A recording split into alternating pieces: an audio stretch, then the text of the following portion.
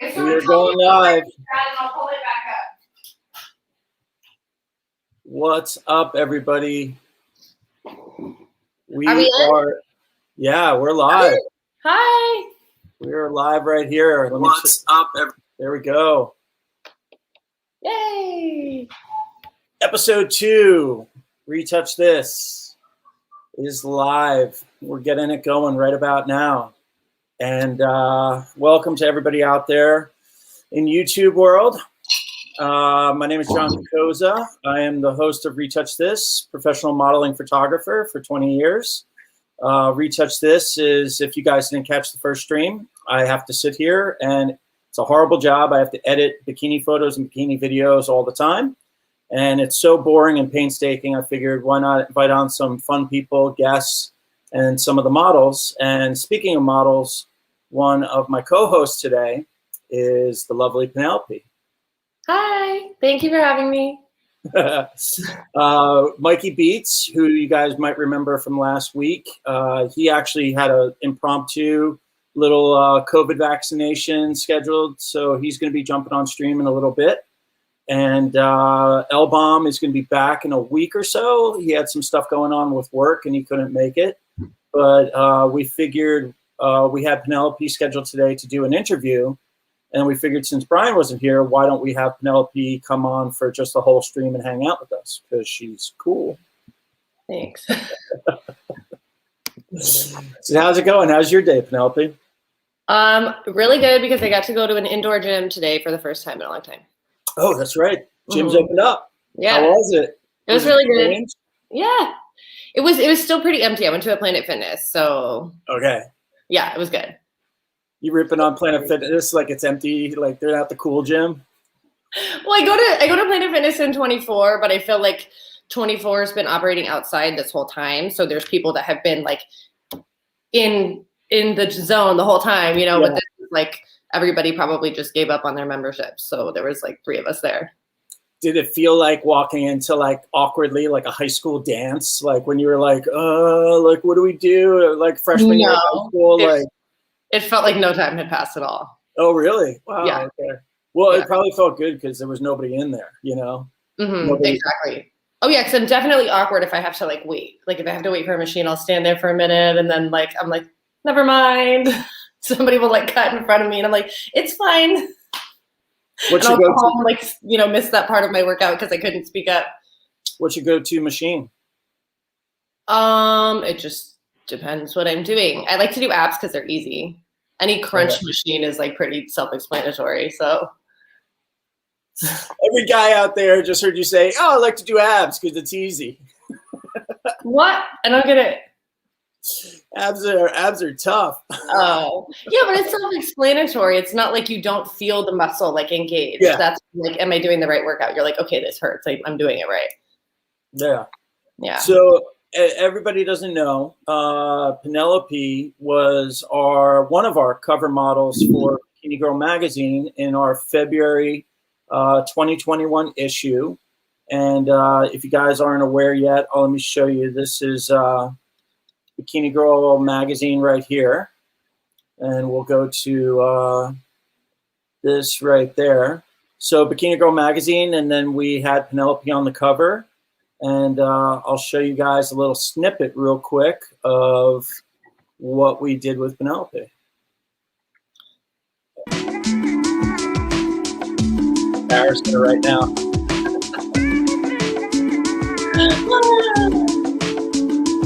Yes, that is Penelope's amazing body, guys. That is all her.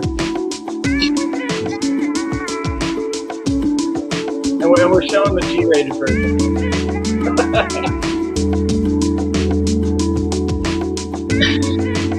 We'll save the rest of that for later.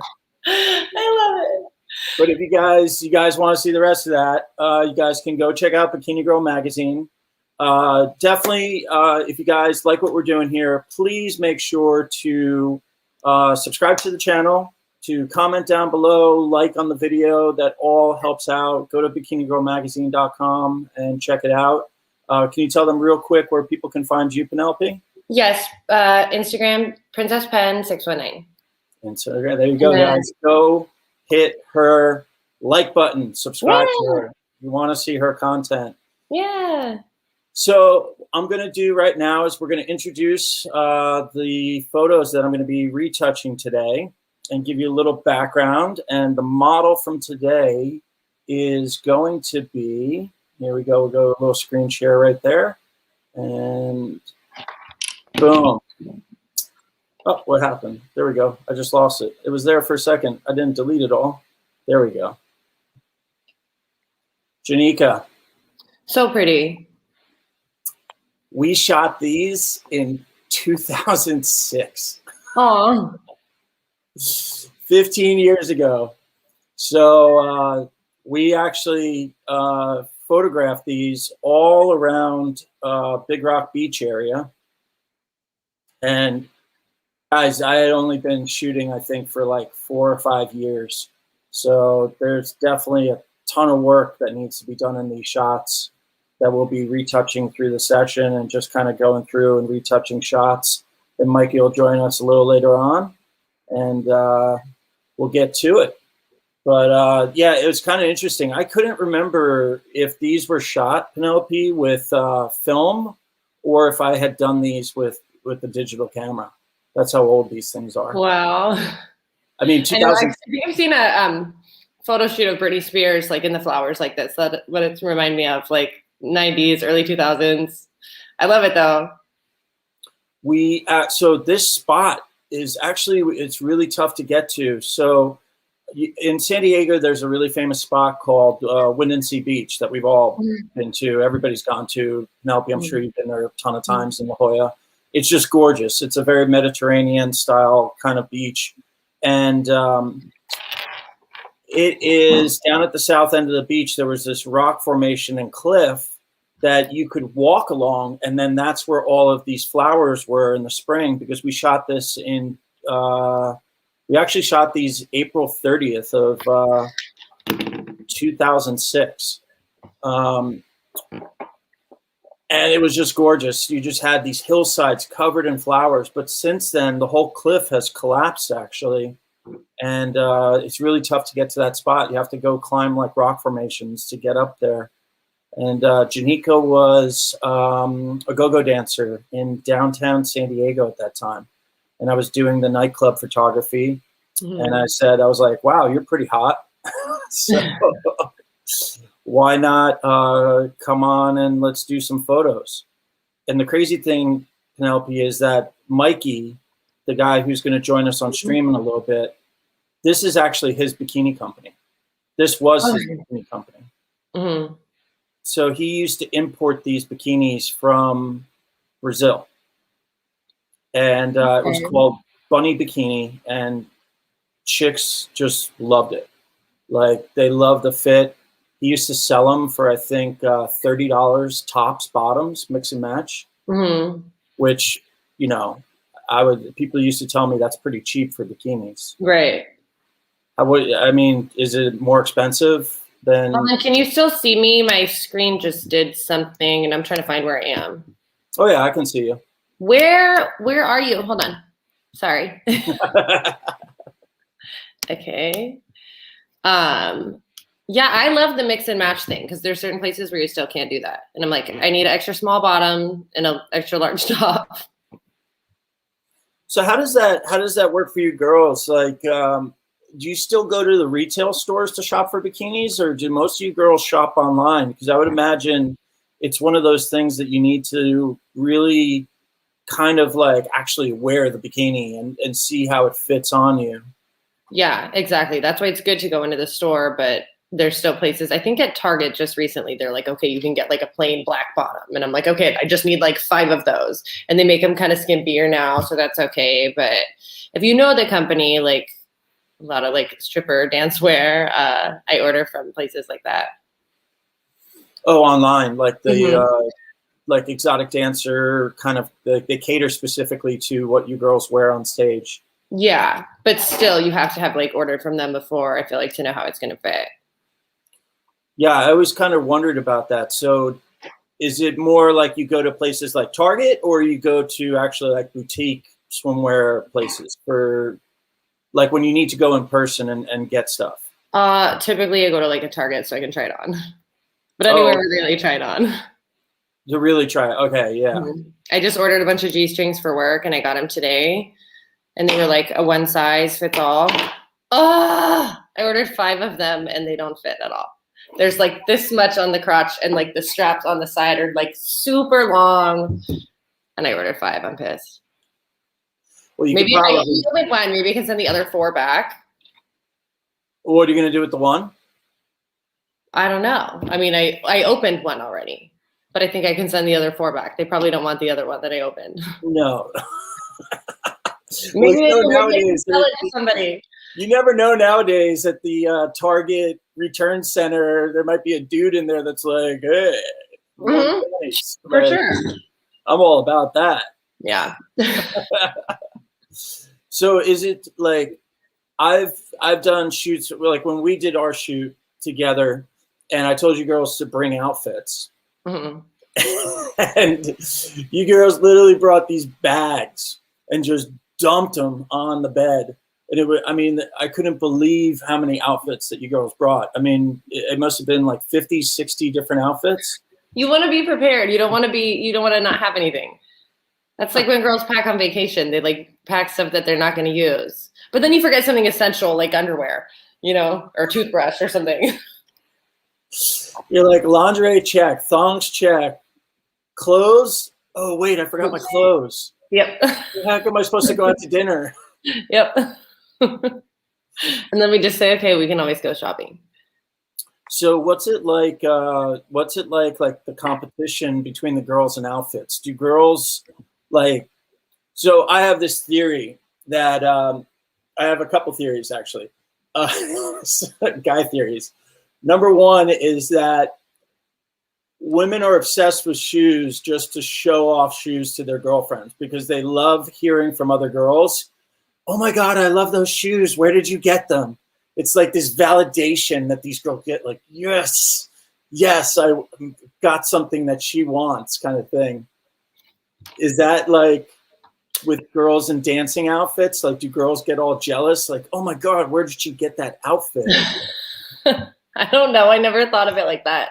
I don't think like that. Like, I will say there's something to be said about girls do stuff to impress other girls, not with any ulterior motive other than girls are going to notice my hair or my nails before a guy will. Absolutely. And the compliments make me feel good. But I don't do it to make anybody jealous, or I don't know. I can only speak for myself, but do you think there's some truth in that, what I was saying? Like girls do it? I have heard of girls being like if somebody says like, where'd you get your outfit? And then another girl being like, I'm not going to tell her. I'm like, you're a fucking psycho. Can I say that word? Yeah. I'm like, you're a fucking psycho. Like, tell her where you got the outfit. Like, are you that intimidated that she's going to buy it and wear it and make you look less good in it? I don't operate like that, but I have heard of that. My other crazy theory was about girls and country music. Because if you go to a country, I never would have thought that the hottest women in the world would congregate at a country music like festival or concert. But when we used to have all the country concerts here in San Diego, I was just amazed. Like every time there was a person in town, I've never even heard of them. I'm not into country music, the new stuff at least, but every girl imaginable was going to the country concert. And I started to think about it. I was like, I think girls only like country music because they get to wear cute outfits and they get to wear their boots. There's probably some truth in that as well. They're not actually really going for the music. They're just going for the like, oh my God, I get to dress up in my country girl outfit and wear my boots. Well, especially now with Instagram, I feel like everything's like that. Everything is like, okay, what can we wear and where can we take photos? And that's what everything is about nowadays. It seems like, even like when we went to Disney World, me and Tina, we were definitely like, not gonna lie. And I'm not like I'm more of a private person and I'm a little bit older than some of the girls that are super into this, but we totally Googled like most Instagrammable spots at Disney World. Oh my God. We did. And I'm like, okay, we're going to go to this wall only because it was at the hotel we were staying at. I'm like, we're going to take some pictures in front of it. But like, there's girls that buy outfits and backpacks that are, $100 backpacks just to take the picture on the wall for their likes for Instagram. And I'm like, I'm glad I'm not there in my head, but I'm glad you're not too. It's so, well, I recently photographed a private party on Saturday night, and I think we talked about that. Mm-hmm. And the interesting thing was, so it was a big, huge mansion in Rancho Santa Fe, and the theme was neon glow. And the interior of the mansion, they just totally decked out. They put all of this like glow tape all over the floors and these design patterns, lights all over the place. I mean, it's a mansion, so you can imagine the money that they could afford to spend on something like this. But the funny thing was that I showed up at about 8 o'clock, and when everybody started coming in at about 9, you just started to see all these girls walking in. And the first thing all these groups of girls started doing was going around the place, Instagramming their arrival. Mm-hmm. Like just walking in, and then they would walk in, look at the place, and then say, oh my God, Stephanie, like, redo this. So they would like redo themselves, filming themselves walking in. So they had already walked into the building. They looked at the place, and then they went back to just get it perfect, like walking in and then like turning and like laughing at their girlfriends, and it was all fake. Yeah, it was all, and it's all on their stories. Like, the thing is that I get that, I respect that, I've probably done it, but that's embarrassing. Like, I'd be too embarrassed to be. Like, no, even when we're like posing, like there's been several times where I'm like, hurry, let's get a picture in front of the castle. We're at Disneyland. I'm like, hurry the fuck up. Like, I don't want, like, I don't know why. I'm just like awkward. I'm like, I know everybody's doing it, but like, it feels off. I was standing there, and when the first group of girls did that, and they started like doing it one after the other, like one of them had to walk in and do that, then the next girl had to walk in and do that. And they're doing this all in a row. And I'm just standing there with my gear, with my like mouth open, like, and then I'm just like,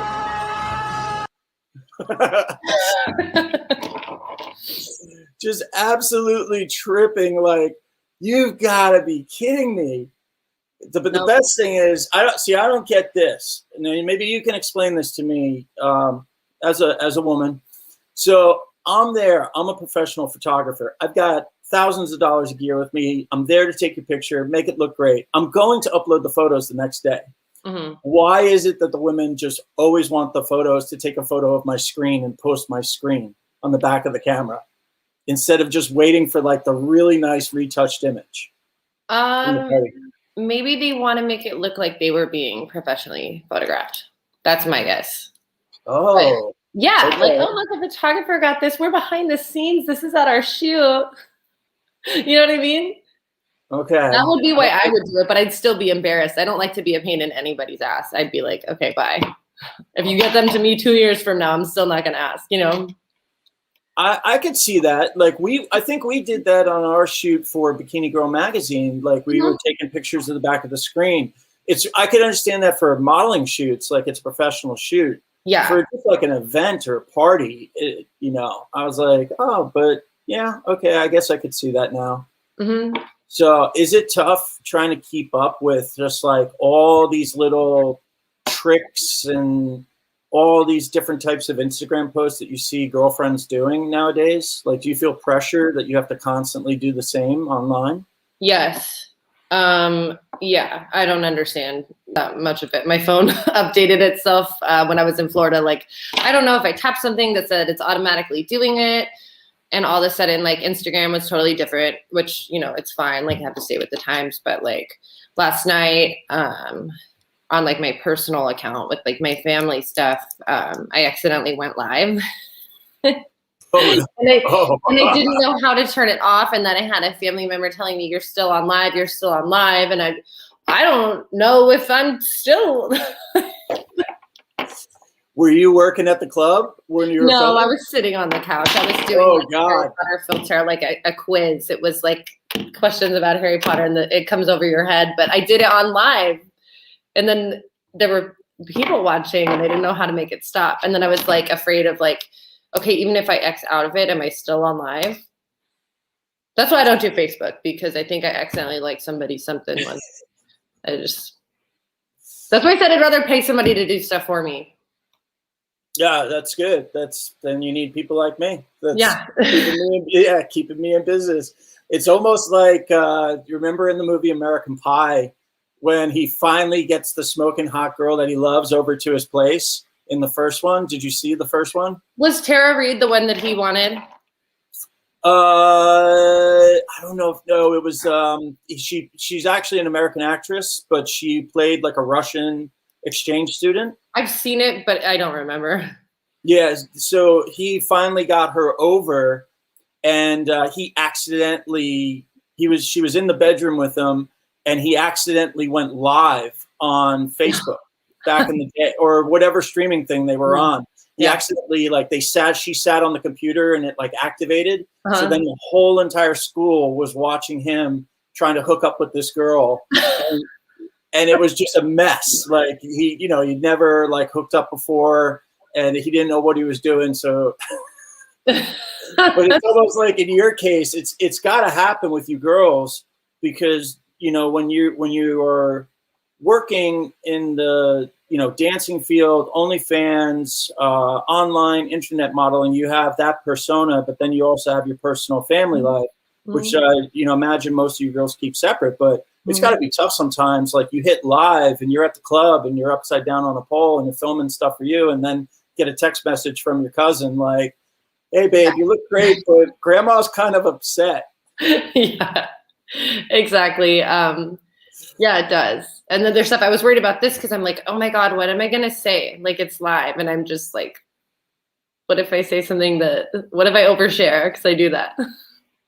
Oh, it's all fun though. Yeah. it's just, you get used to it, and it's just all in good fun. At least I know that I'm here this time. It's not like, yeah.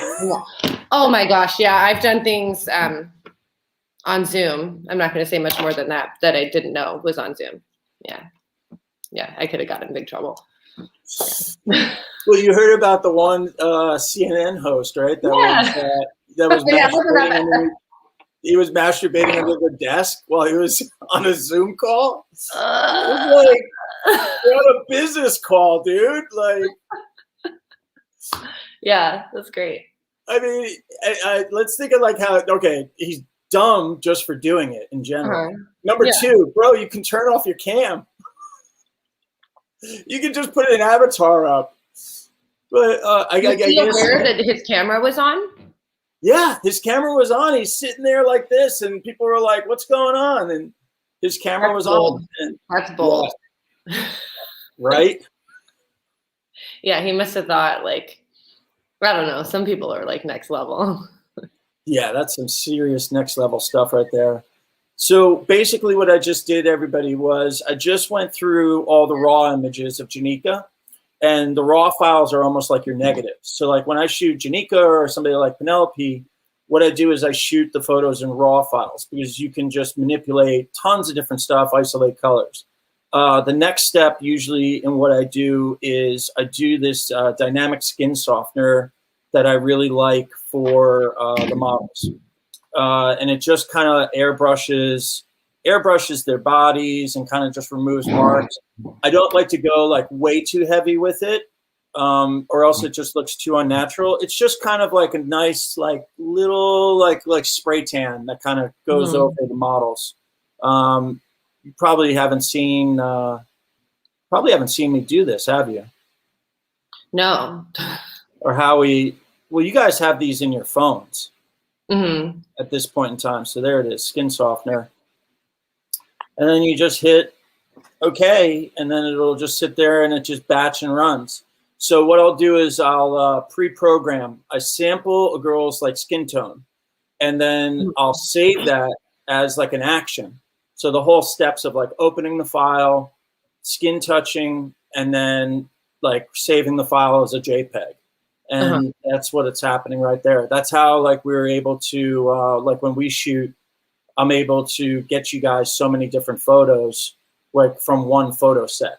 Like I'll turn over 12, 20, 24 images as opposed to just like 4 or 5. And then the way we're able to do that is this batching stuff. But hey, so I wanted to ask you, one of the topics today for the show was coming to America. the famous movie from the 80s with Eddie Murphy. I just finished the second one at the gym today. You did? Oh, nice. Awesome. Yeah, I watched the first one last night. And then the second one I started last night and I couldn't stay awake, so I watched it at the gym. It was perfect. I did my cardio and then I did my workout. I kind of had it on during certain machines, and then I had it on the treadmill at the end. So I was like, I need to finish this in time to talk about it with John. You're like, it was pretty funny. I can't believe that was him. That was him, right? Yeah, that was him. That was Eddie Murphy. Yeah, no, we had no. So back in the day, I'm gonna date myself here. I was actually old enough I wasn't old enough to go see this movie in the theater originally in the 80s because it was R-rated. So yeah, excuse me, there was hella titties in the first 5 seconds. I was like, okay, I see what he meant. The Royal Privates are. I was gonna pull that clip, and I was just like, nope, can't stream that clip. No, people are gonna have to go watch that on their own. But the royal penis is clean, Your Highness. So they were fucking, right? That's what the whole bathtub thing is, right? Oh yeah, that's the whole bathtub thing. Is he's a prince, and the prince and the king, they're allowed to have sex with their servants like that. Yeah. The royal bathers. The royal bathers is what it was called.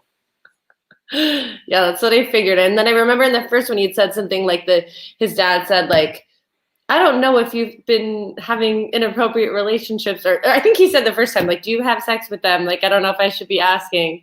And then we confirmed that maybe he did, but then he said, no, the only person I ever had sex with was my wife. But then he remembered the lady in the second one. And I'm like, so are you or aren't you? Or that just doesn't count. We just have servants where it doesn't count. Yeah, that was considered sowing his royal oats. Okay. Sowing his royal oats. That was the whole deal. That's why in the first one, his father was like, why do you want to go to America? You can just sow your royal oats with the bathers. That's what they're there for. They take care of, got it. They take care of it. So what did you think of the movies? I thought they were funny. I might have liked the second one better. You liked the second one better? I think I did. I think I don't want to say the humor was over my head like the 80s one, but a little bit. Oh, a little, okay. Yeah, it's a little 80s for me. Yeah, there was one part where they said because remember in the first one he was halts to the taxi driver, but then in this one he was sorry, you're gonna need to download the app and it's high rush hour right now. You might need a promo code. I'm like, dude, that's how everything is right now. Yep. I thought it was funny. Did you catch the cameo appearance in the first one by Samuel L. Jackson? Who was he? He was the robber of the McDowell's food market, or the fast food. That was Samuel L. Jackson. I'll have to go back. I still have it rented on my TV. Yeah. Everybody was in those movies, though. Freaking everybody. Everybody was in that movie. Yeah. So, I mean, I loved living in that time period and being a teenager in that time period because the 80s was just so anything goes. Whatever a movie studio wanted to try, oh, here's a script. Yeah, let's do it. Let's make it. Sci-fi, fantasy, comedies, every movie that you could possibly. It was just it was such a creative time period for movies, and there's so many classics. And Eddie Murphy was, when he did that movie, he was just international celebrity at that time period. I mean, he was like Michael Jackson big. Yeah. Because he had come off SNL. He had done his 2 stand-up shows. Delirious was the first one, and then he did Raw. Have you ever seen those ones? Those are movies? No, they're stand-up shows. I can probably get them, though. Oh, yeah. You definitely, everybody out there, if you haven't seen Eddie Murphy Delirious and Eddie Murphy Raw stand-up shows, you definitely want to go back. If you're easily offended, don't watch them. But if you can take a joke, yeah.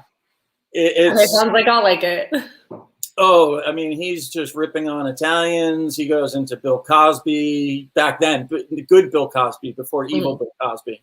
There's 2 Bill Cosbys. There was Bill Cosby, the dad from the Huxtables and Cosby Show, everybody loved, and then he became evil Bill Cosby. So, but I don't know. I got to stick with the first one. I liked the second one. I laughed. I laughed a few times. I was like, yeah, this is pretty funny.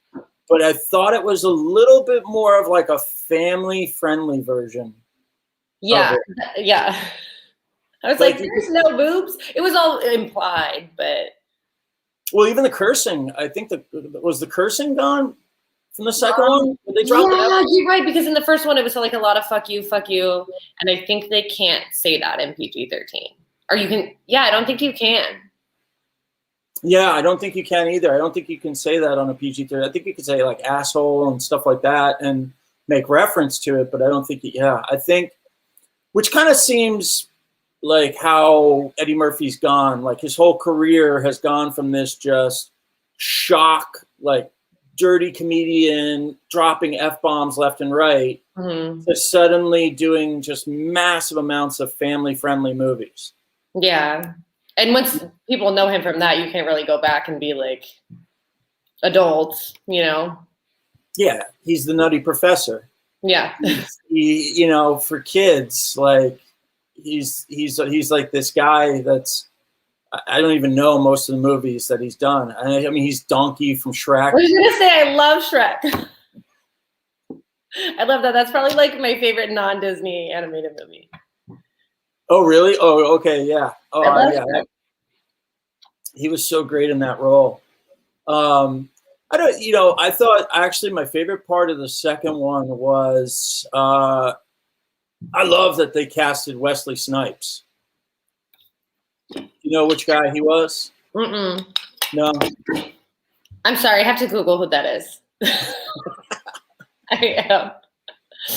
Hold on, let me take this up. You'll know, like Google him real quick, and you'll know exactly who Wesley Snipes is.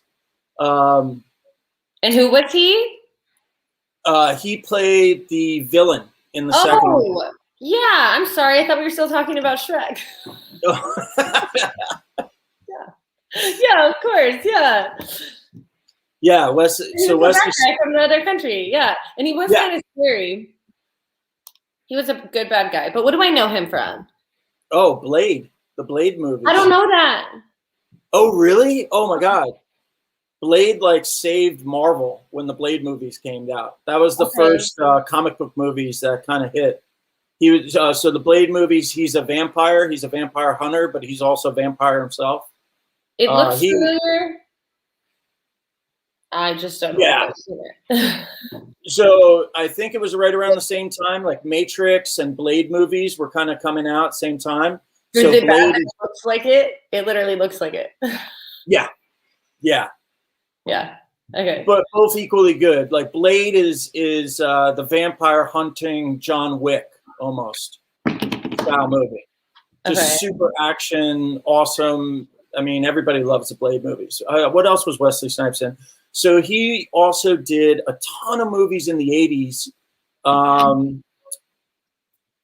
And he's a really good actor. He did a lot of dramas. He did some serious, there was a movie about him and there was 4 black youths.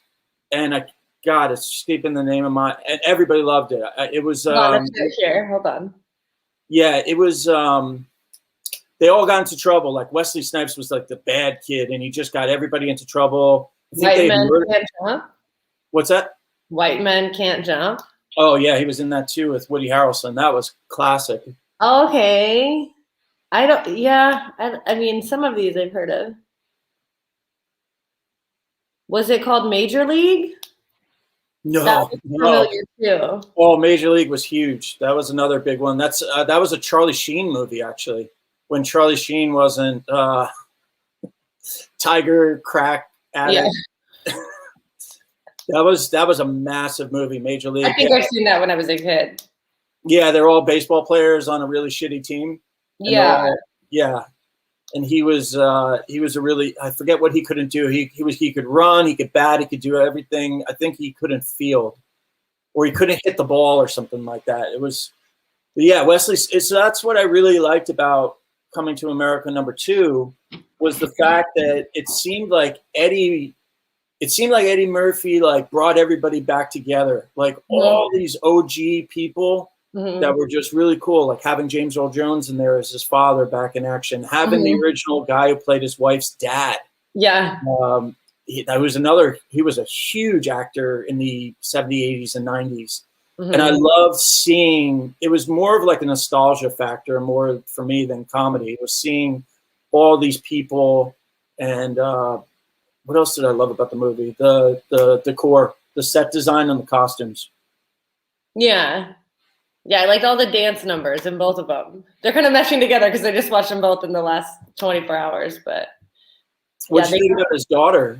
The girl who played his daughter? I thought she kicked ass. Oh, she was badass. That was awesome. Like, yes, princess, warrior, girl power. I was waiting the whole spoilers, guys. Spoilers. Okay, if you haven't seen it, you're gonna watch it on Amazon. I was waiting the whole entire movie. They kept on showing her like be this just badass ninja warrior, Wakanda, Black Panther style girl, and I was like, when is she gonna when are we gonna see this? Yeah. And finally, she beats the shit out of Wesley Snipes at the end. Like, what was that she had on these sticks, though? Like, I'm watching it on my phone at the gym, so I'm like, what is that? Were they like bricks? Oh, I don't know. I don't even remember. I can't remember that part. Oh, when she was fighting? She had these like sticks, yeah, and she was fighting these guys, and it looked like she just like had giant bricks on these sticks and like kicked everybody's asses. Yeah, her and her, who else fought? Oh, and it was Semi, our Arsenio Hall character fought. Yeah, I thought it was all pretty funny. I'm not a huge Leslie Jones fan, but I thought that was a perfect role for her. Like, it's got to be weird for her to be like casted, and they say, she's like, "Oh, am I playing the queen?" And they're like, "No, you're gonna play the girl that he hooks up with that's kind of ugly." No, she owned it. She owned it though. Yeah. What did they keep calling her? They said like monstrous witch or something. Yeah, and I'm like, how did they like cast people like that? And you're like, yes, I'll be the monstrous witch. Yeah, because you got to know. It's like, oh, okay, I guess I look like a monstrous witch. I could pull the part. Right. What amazes me is from the production standpoint of what was really cool about the movies in the 80s was when Eddie Murphy and Arsenio Hall did all of those characters. That's just absolutely incredible, because to sit in the makeup chair for all those different people for hours. Yeah, why wouldn't you just get somebody else? Yeah, that's so amazing. And the other thing is that when I remember it being a kid, I thought to myself, how did they film these scenes? Because you've got like in the barbershop, you've got Eddie Murphy as like we talked about as the, our Yeah. So he's that guy, but then he's also cutting the hair, and then Arsenio Hall's in there, and they're playing all these different people. So it's like, wow, they must have literally done up the makeup, shot them for that one part, and then literally like tore off all the makeups, filmed the next one, or they just put them all in costume all at once and filmed all the scenes together. I feel like that's what anybody would do now, for sure. Don't you think? Yeah, for now, 100%. Back then, they were probably still trying to figure that out, having, two actors doing something like 10 different characters in the same movie. Right. It was pretty groundbreaking for the time to have somebody do that many casts. I actually was thinking about a funny story when I was a teenager, and we used to sneak into, when I was recently watching it, we used to sneak into New York City. We used to take the train up from the beach area and ride the train through kind of like the bad neighborhoods of New Jersey over into Manhattan. And we were just kids. We were like 16 and a half, and we were just stupid. And somebody would get alcohol, and we would drink on the train and stuff. And we were going through kind of like more of the urban areas of Jersey outside the city. And the train starts to get packed. And, then like some of the trains, like you face each other. It's like 4 people in a little booth, and you're sitting there. And we were all sitting there, we're joking and we're talking, and the movie had just come out. And and I love doing impersonations. So I was doing all the skits from the movie. And I didn't know, because I hadn't seen the movie Roots. Oh, shit. And I started going, hey, kunta, Oh, no. Hey, yeah, the boy from Africa. So I started Yeah. doing this, a bunch like 4 white dudes on the train. And my buddies in front of me, I just see their faces. And literally they just go,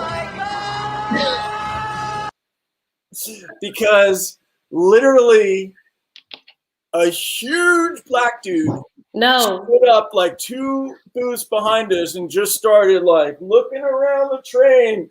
And my buddies are just like sitting there like that. And they're just like, shut up, dude. Shut up, man. Like, and I'm like, what? And we get off the train. They're like, bro, you almost just got us killed, bro. That guy was so pissed. Yeah, now you know. It's okay. Yeah, I didn't know. I was like 16 and I had just seen the movie and I just thought it was just super funny, but oh my God, nowadays I get killed. They grab me like, get over here, kid. So, The other night at work, there were 2 black girls in the dressing room telling me and Tina, say the N-word, say the N-word. No, you need to say it. And I think they were kind of drunk and I'm like, no, thank you. And my friend's like, I think you need to like be quiet or like, I'm going to go outside. And they're like, come on, just say it. And I'm like, so I started filming them so I could show them the next day, like, girls, like, this is what you were doing. You were like screaming in our faces. Like, it's a very awkward position to be in because you weren't going to let it go. But like, don't make me feel this way. I think I whispered to one of them and she's like, yes, girl. And I'm like, okay, can we never do that again?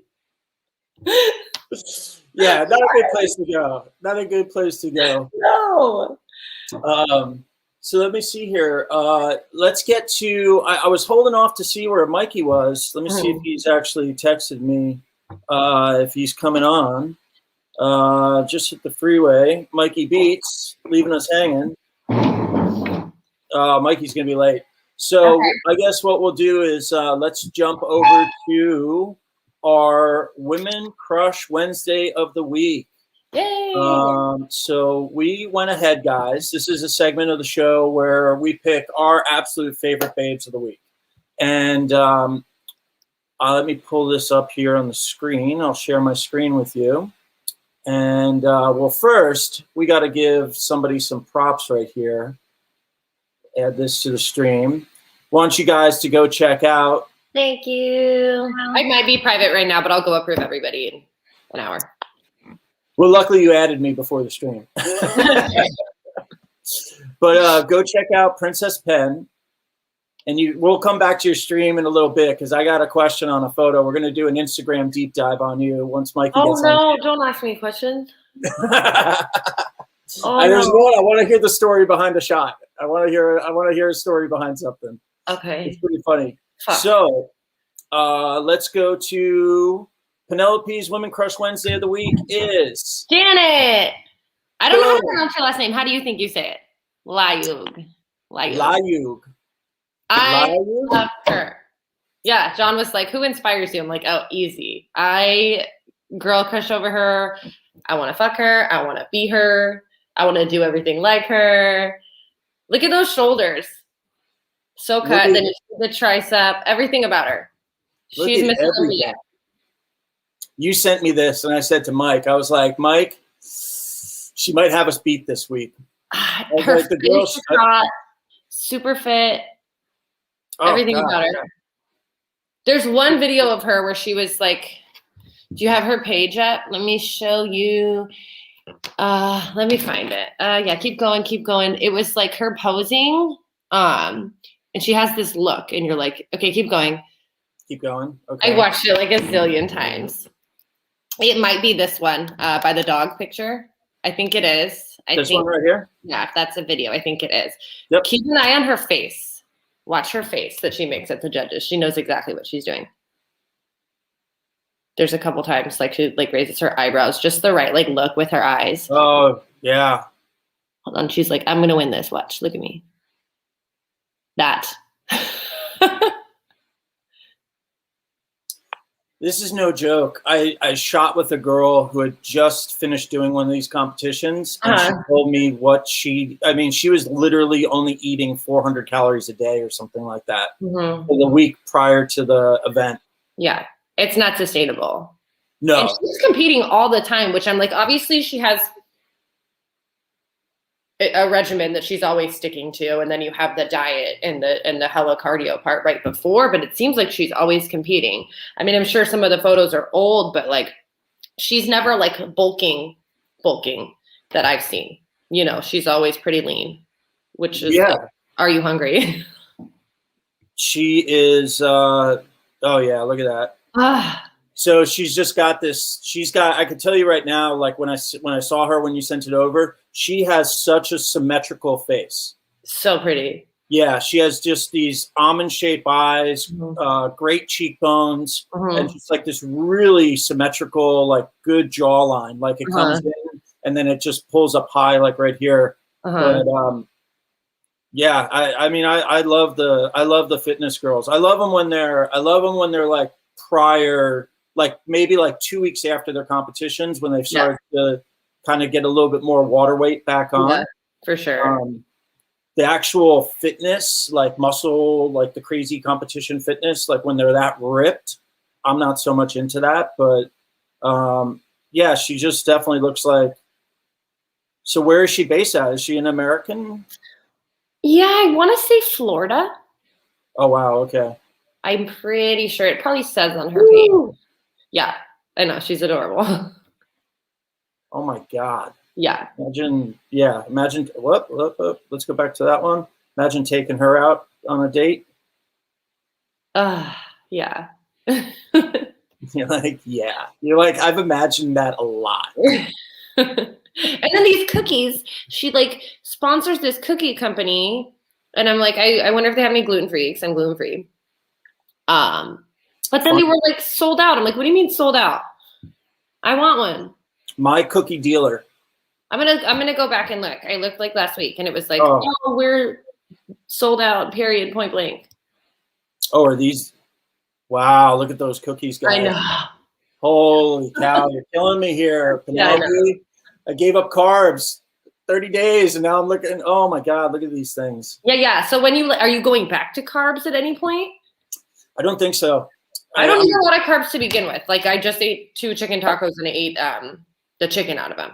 Yeah, I did that the other night. Yeah, we were on a boat, and I just said, guys, no, just give me the meat. So I'm pretty much sticking with the paleo. So just doing no alcohol, no caffeine, no processed sugars, and no carbohydrates. So, what do you mean no carbohydrates? Though? Can you have like an apple, like natural? Actually, yeah, it's not no, it's low carbohydrate, because I have a banana every day for the potassium. So if you're doing, I mean, you know how it is. Like you go to the gym a lot, you got to have the potassium if you're working out a ton, for your muscles and stuff. But no, just, kind of getting old, and it's getting tough to lose the gut. So, well, you want to make sure that you're doing something sustainable, though. When you do nothing, then it's like you're gonna relapse. Yeah, and that's where you lose it. Is you break the streak and you relapse, and then it's all over, and you gain the weight back super fast. Right. That's why what I do. I just it's sustainable. I'm like, I've always been gluten-free. I don't eat red meat. And I don't do a ton of sugar, and I always get full and I eat what I want.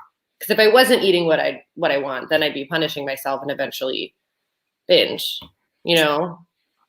So I think that you might have me. Okay. So I went a totally different direction. Okay. So It goes all thick. Let's see. No, it's okay. So my Women Crush Wednesday, I don't even know how to say her last name. Okay. Marta Mielzarska. I have no idea. But this is her. She's adorable. Adorable, right? Yeah. Yeah. She is a Bang Energy spokesmodel. Oh shit! I've never had that in my life. Good for her. Yeah, they're bad. They're like liquid crack. This is the only one I do because it doesn't make me feel cracky. the silliest ones. I've seen those. Yeah. I can't do. Ugh. This is her.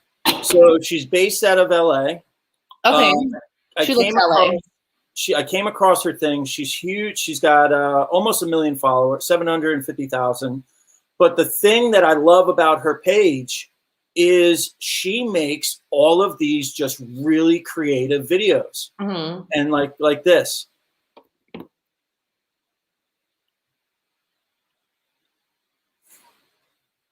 When you're home alone, who can relate?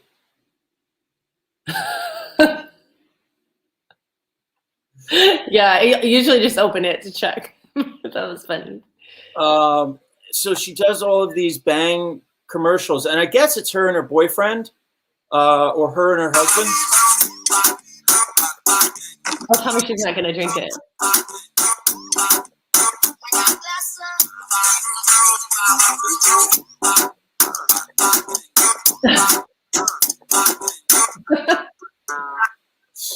And I love that. Yeah.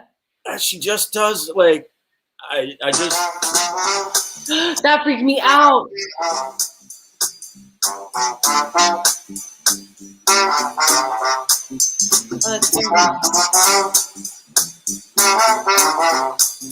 Right?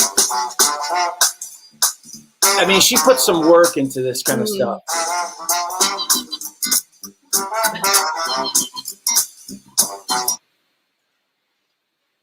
I just think like there's so much garbage on social media. Mm-hmm. I mean, besides being just, stunning. I mean, who doesn't want to be there right now? Yeah. Love the silhouettes. Love silhouette shots. Mm-hmm. Besides being stunning, I just think she does all these just really cool, creative videos. Yeah, that's really cute. The flowers. The flowers one. Oh yeah, this one. Yeah, that's pretty. Yeah, it's really pretty. Wall flowers. I mean, she's pretty ripped. I mean, living in LA, being a model, you kind of got to be in that zone. Okay, I want to show you this magic trick, okay? So this is my pretend string, okay? I'm going to put it through your ear, okay? And hold it on both sides. Now you hold this side, just this one, and now pull it hard.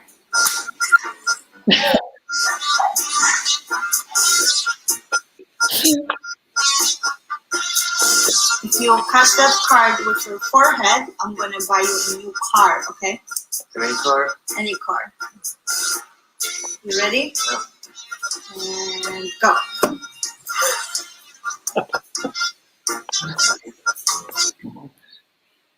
I wonder how much she's getting paid by Bang. Right. To do all this kind of stuff. Yeah.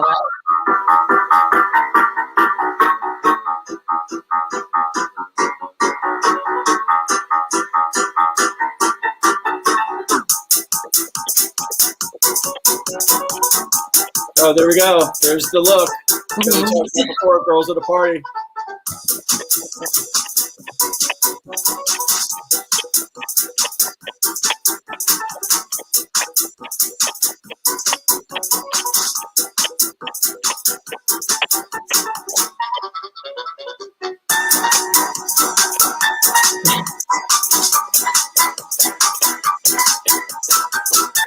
I thought it was pretty funny. That was, that's my Women Crush Wednesday for the beauty and then also the ingenuity and creativity. Like that's a pretty smart girl there.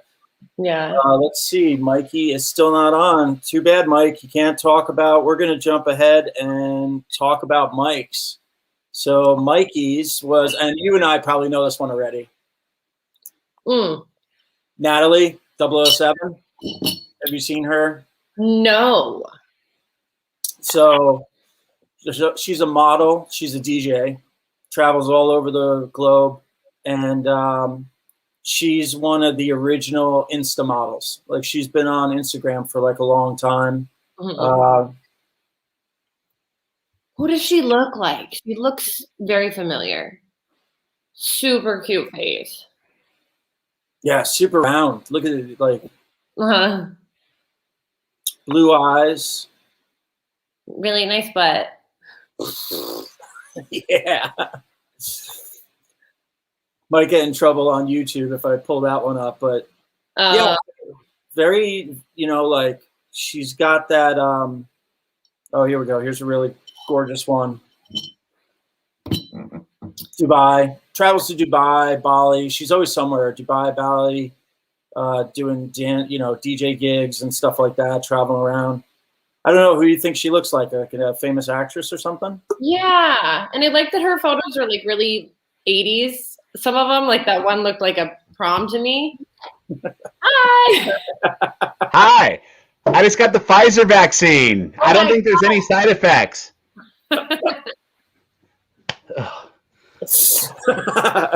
Sorry, I'm late.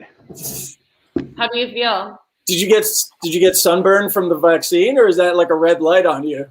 Oh, it's reddish pinkish. It's my Irish blood. When I look at the sun, I turn red automatically. Your Irish Mexican blood. Yeah. Yay! Happy St. Patty's Day, everybody. Mikey's drinking a beer for us. Sorry to interrupt. Carry on. We're looking at your Women Crush Wednesday. Yeah, you're a girl, dude. Oh, look at her. She's beautiful. Yes. What perfect timing. Yeah. So, Mike, why did you pick Natalie 007? Well, first thing you notice is our ginormous breasts. That's not why I picked her. Aside from the ginormous breasts, she's beautiful. I mean, look at that face. Nose. I mean, no, here's the thing: we see them and we're like, I want a nose job. How can they make me look like? We can't. I've given up. But I like her style. I like her photos. I know this sounds weird to say, but she's not overly sexualized, I feel like. Although there are sexy pictures, I think she's just beautiful. Absolutely beautiful. The smile. with the hat and the boobies. I don't know if you can pull that up. Yeah. Yeah, she's in a top. Yeah, she's in a top. We can pull that up. Super cute. She's beautiful. And her choice of clothes are amazing. I'm just, it's just solid stuff. Wow. Yeah, I mean, that's a girl, honestly, if she came walking down the street like that or like at the beach area or something, or, she's a showstopper. Yeah. But look at that face. She's so cute. And just, I mean. She is super cute. Yeah. I wonder how old she is. Because at first I thought, because she's been on Instagram for a really long time. I've seen girls share her posts, and she's one of those girls that gets shared a lot by other girls. Right. She'll support girls that are building up their followings by sharing them and stuff like that. And she'll shout out a lot of girls. I've seen I don't know if she charges for shout outs, but oh my God, look at that shot. That is just stunning. That's a mermaid. Oh, Maldives. That's shot in the Maldives over in the Indian Ocean, the island chain out there. That's just absolutely insane. Mm-hmm. Ooh, I kind of like the pink hair. Look at this one, Pen. I love it. I do That's make great. all the time, so I'm like, yes, I'll always say that. Cool. No, I like it. So cute. This is a good call. So, Mikey, we'll just do a little recap for everybody out there for our Women Crush Wednesday. Penelope's choice was Janet LeYoung, the fitness model. This was Penelope's choice, Mikey. Cool. Yeah. Look at those clavicles. Wow. I'm a clavicle guy. I know it sounds weird, but show me the clavicle. I love them. I just want to gnaw on them. He's going to love that shot then. Awesome. Yes. That's Mikey's fetish. We found a new fetish for OnlyFans. Clavicles. Clavicles. I've heard of, I used to have customers that say, like, can you wear your hair up by, like, your neck? Like, can you pay me more to go fix my hair? Yeah. My pick this week was Marta. I cannot even come close. Marta Mel Kashaka. So this was. He just gave up. Yeah, I just made that up. I don't know. It's not gonna pronounce that word. But that's her, Mike. That was her. She's in LA. She's a Bang energy drink model, and she does all kinds of super funny commercials and stuff like that for Bang, like really super creative commercials. So, cool. And then Mikey's pick was Natalie 007, guys. So make sure to go check them out on Instagram. And of course, our co-host today that's joining us is the lovely Princess Pen. So why don't we take a break real quick? I'm going to run a commercial. And then what we'll do is we'll come back and we'll do a little interview with Pen about how things are going with her. I'm nervous about the question that you had. Okay, let's do it. Don't be nervous. It's okay. Checking out this video, everyone. Did you know that for the price of a 6-pack of beer, that you can get Bikini Girl magazine each month? That's right. You get the digital magazine downloadable to your phone or your desktop, as well as all the smoking hot, uncensored content from the shoots that I can't show on social media. Go to bikinigirlmagazine.com and sign up as a monthly patron. Or you can purchase individual issues via MagForest platform. Your support helps me continue to do all of these sexy shoots for you. The social media censors absolutely hate all of this content of beautiful women, so help spread the word to all your friends. Please make sure to like, comment, or share this video with some friends and click that subscribe button. Also, go follow Bikini Girl Magazine on our second YouTube channel and across social media to keep up with the latest hot babes. And we are back. We lost our model. We are back. Sorry. So let me give you a little, give everybody a little teaser again. So once again, if you're just joining us right now, our guest today and also co-host, special co-host, is the lovely Penelope Bee. You can find her on Instagram where? Princess Pen 619. There we go. And Penelope and her girlfriend, Cameron Reese, were models for Bikini Girl Magazine, our February issue. And just to give everybody a little taste out there, this was good.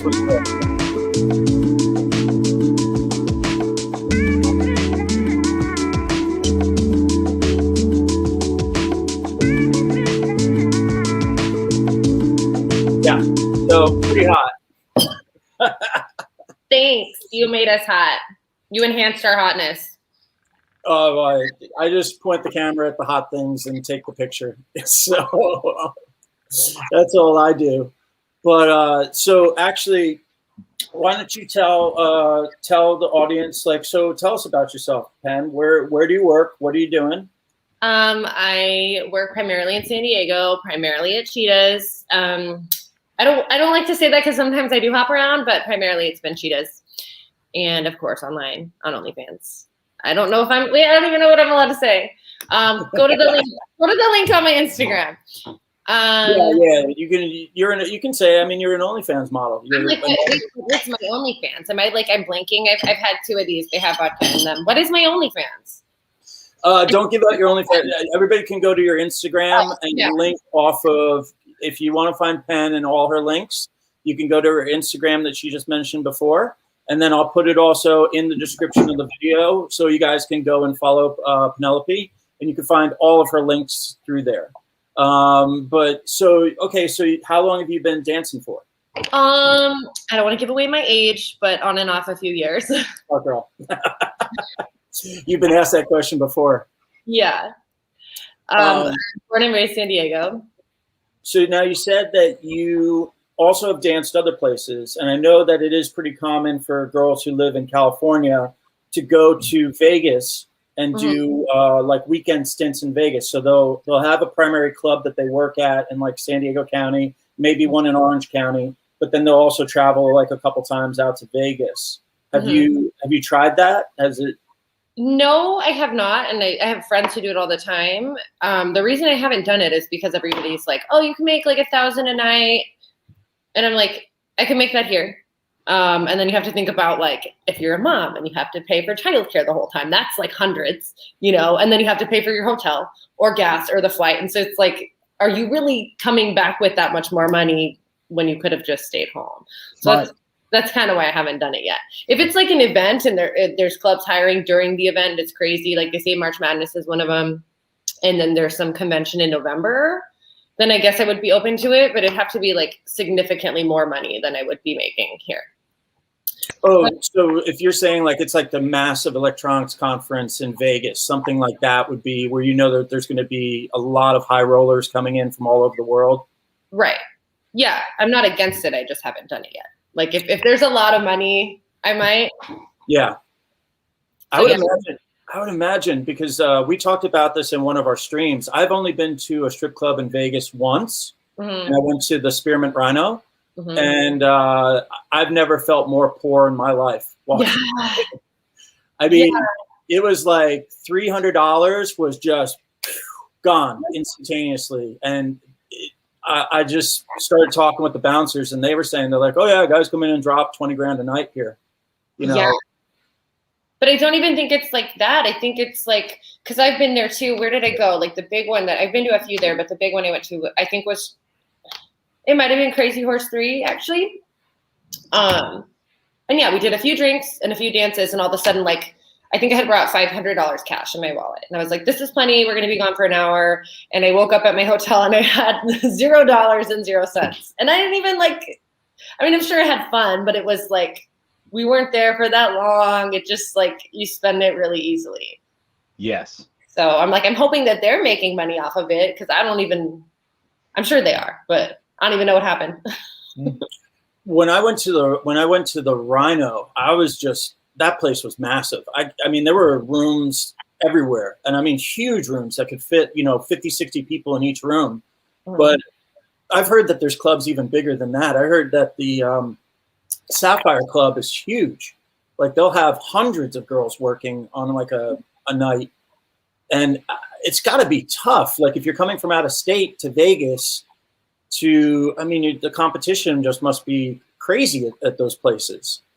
I mean, Right. is there, that much clientele that can have, I think they have like 400, 500 girls working, I think at the Sapphire Club on a night or something like that. Yeah, I believe it.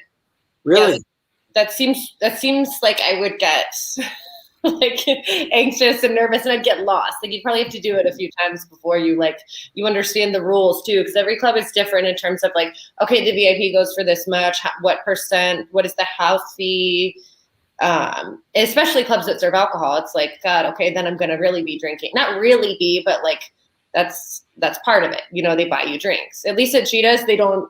That's not a thing. So I can stay way more focused on, hey, do you want to dance or no? If you go to a place where they serve alcohol, I feel like they're like, no, I don't want to dance, but can I buy you a drink? And I'm like, okay, sounds good. It'd be harder for me to be like, no, do you want to dance? Plus, that's an easier out for them to be like, no, we're just here to drink. At Cheetahs, no, you're not. You're not here to drink. You're here to get a lap dance. You can't bullshit me. I know exactly why you're here. Or you're here to look at me for free. So which is it? Just cut to the chase. So I prefer the clubs without alcohol anyway. Yeah, you're not putting up with any kind of bullshit, it sounds like. I mean, I can get suckered into the bullshit, which is why I don't want to even start. Yeah. I got a question. Uh-huh. Did you start your OnlyFans before COVID or after COVID? I think I actually started it, like I still had my job dancing, but I knew it was when the COVID stuff was on the news and stuff, and I knew that, okay, like this place closed. I think the zoo had closed. And I was like, okay, we're a fucking strip club. We're next. And that's when I made it. So technically I still had my job by like a day or, sorry, I lost the screen, a day or a week or something, but it was around. Right. Yeah. And now did you, how did you market it? That's something I'm curious about. Because I mean, you have your people, the people go to the club to see you, but I don't know if you have their personal contact information to let them know. For very close regulars, I did. That's what was hard, was I wanted to obtain like some level of anonymity, and you can't really do that if you're trying to take this online. Like, yes, we have fake names and fake locations and fake backstories, sort of, but it's there, So yeah, I think I texted my customers. I think at one point, like I tried webcamming and it was like really time consuming. So I told everybody who liked me there, I think I did it a couple times, and I'm like, hey, just go over to my OnlyFans. Then I made a Twitter, and that's kind of where if you just get in the right like thread where they're doing like what do they call it? Like everybody's promoting each other. So I did that a few times, and group threads. Yeah, group threads, Mike. So like Penelope will say we're doing like a 4,000 follower group thread. So she'll post that, and then every other girl who's right around 4,000 followers, like all post they comment on the same thread, and the thread will just go like hundreds of people posting their pages, and it just keeps on getting retweeted and retweeted. And then that way, picture, and then you would say like my account includes things that I probably can't say right now, but you could say this, just like bullet points of like pictures, videos, say like uncensored, just a few things that you do on your account, and here's a picture of my front and back, or my face, or whatever these people might like, and then they retweet it, and every once in a while, you'll get some followers from that, depending on who retweets you. Gotcha. It was hard at first, though. It still can be hard. I imagine. I mean, so you have monthly subscribers that pay a certain amount, and then I'm new to OnlyFans. I actually just jumped on last week, and I'm kind of like learning and feeling it out. So, if you have a long hair Irish Mexican fetish, that's your guy right there. Do you have an account with like your stuff on it? No. Like I'm just a fan, I guess. Okay. I don't know. He's got all these videos of his hair blowing in the wind, and it's just really slow. And he just brushes his hair like this, and it's super sensual and sexy. Yeah, I definitely satiate the bear fetish that some men may have, or some people may have a meatloaf fetish. I could do that too. I say go for it. And like I said, you just make a Twitter, and then you do like hashtags, or I don't think you need to do a hashtag anymore. It's like keywords. Right. And then somebody will find you. There will be a community of people that will find you. Hey. I'm not that unique. Like everybody kind of looks like me, but Oh, come on! Don't put. No, like girls with tattoos, and I'm like, okay, but I don't really fit into that. Like I have tattoos, but not like a ton. Or I'm like blonde. I'm like, so is everybody else. Like, right. It's hard to find like what is gonna bring people to me. Well, you put all your tattoos on the backside. Your front side, like you wouldn't even. It's just like that.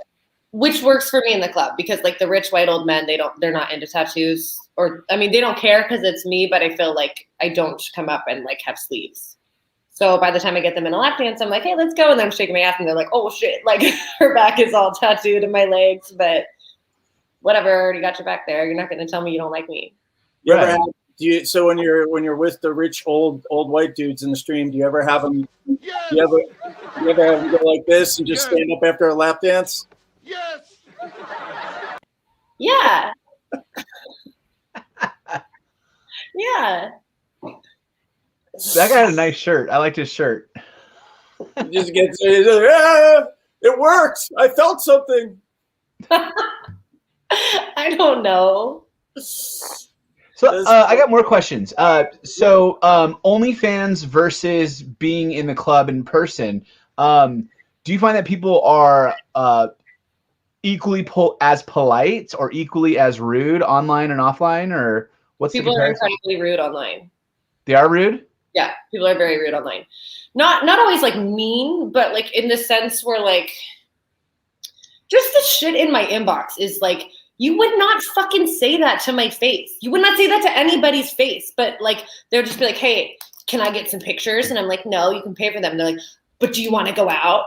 God, what was the one? I just posted it the other day on my Instagram making fun of some guy. I mean, sorry, but there's like literally thousands of messages like this. But what did he say? It pissed me off so bad. I want the do's and don'ts. I really want the do's and don'ts. I want to know.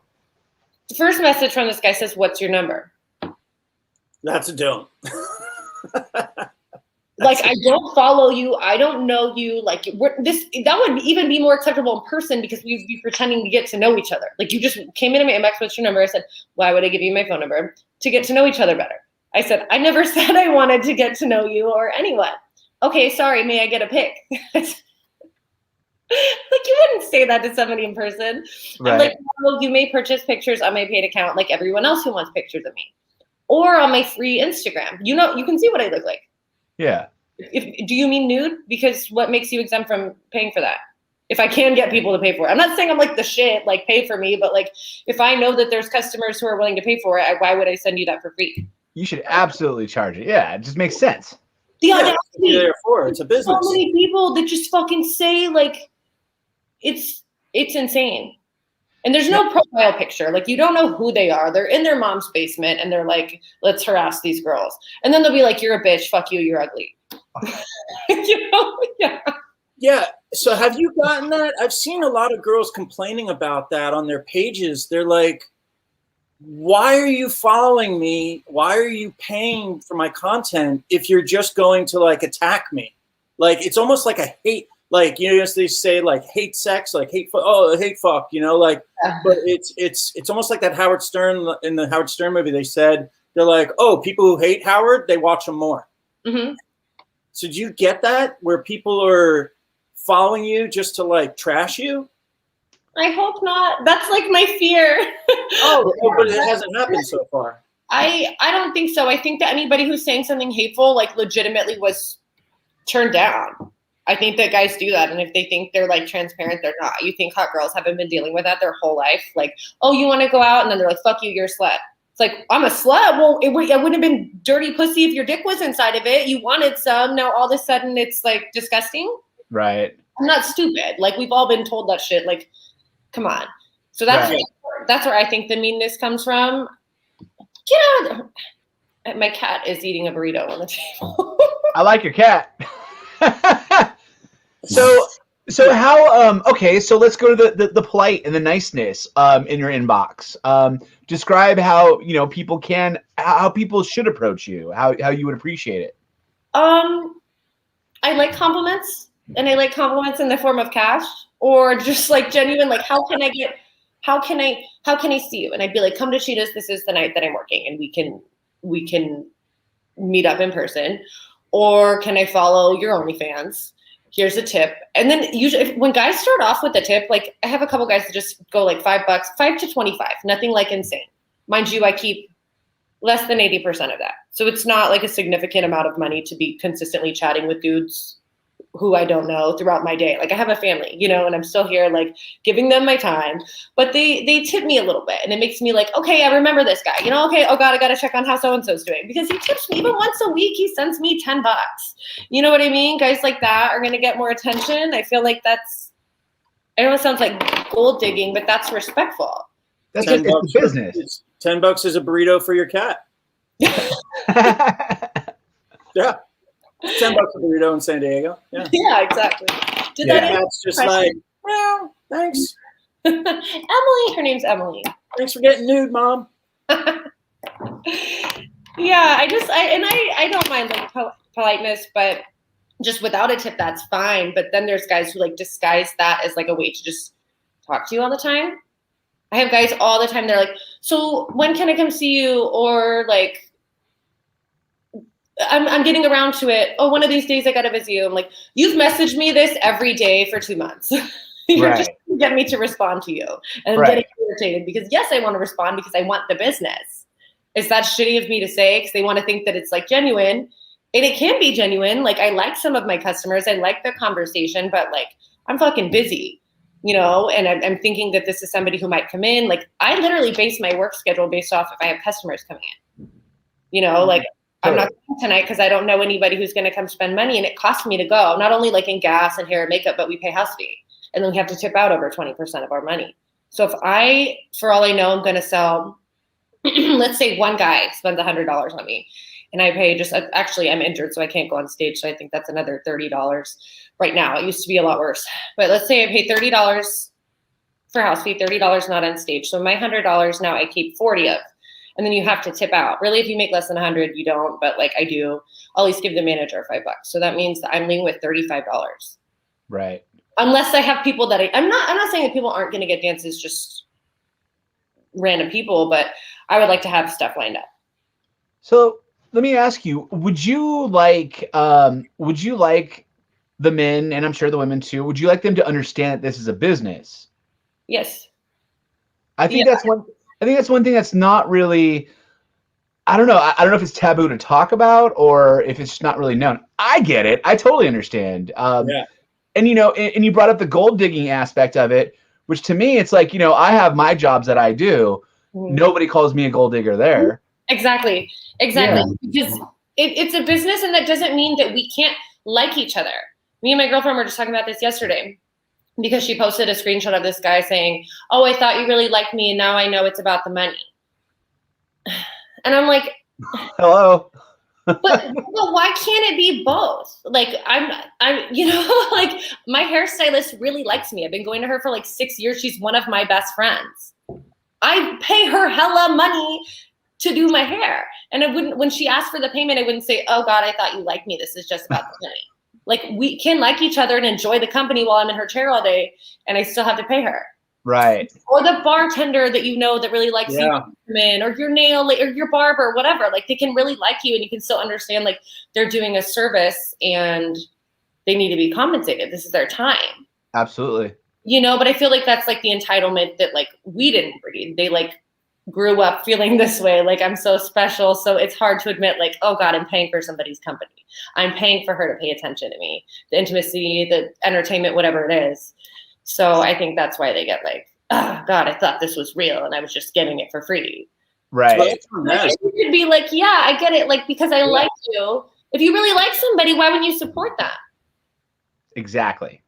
I think they also walk into a club thinking that they're walking into almost a bar atmosphere. Like, you girls are there as if I was going to a local bar, and every guy thinks that he's going to take home a dancer.